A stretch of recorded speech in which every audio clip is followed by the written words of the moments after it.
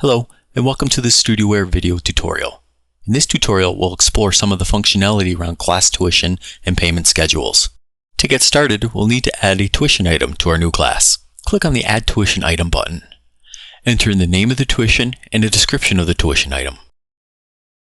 When adding a tuition item, you need to specify if the tuition item is for a product or tuition fee. For tuition fee, you must further specify if the tuition amount is for the entire class or an individual lesson. In this example, an individual class will have a fee of $16.25. To modify any of the tuition items, click on the Edit Tuition Item button and change the value.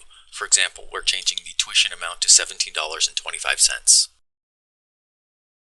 Now that we have the tuition amount set up, we need to specify the payment schedule. Click on the Add Payment Schedule to begin. In this example, the first 20% of the tuition will be due at time of enrollment. Select Enrollment as the payment type, enter in Payment Day 0 and percentage 20.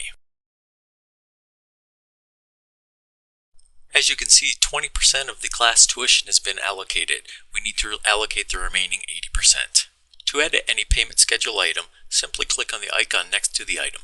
For example, with this payment schedule item, we are switching the due date from the enrollment date to 5 days after the enrollment date. Let's add another payment schedule. Assume that 40% of the tuition is due at the beginning of the month of the first lesson. Click on the Add Payment Schedule button. Select Beginning of Month as the payment type.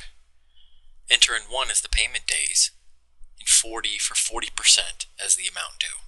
After clicking on the Save button, we've now scheduled 60% of the tuition payments.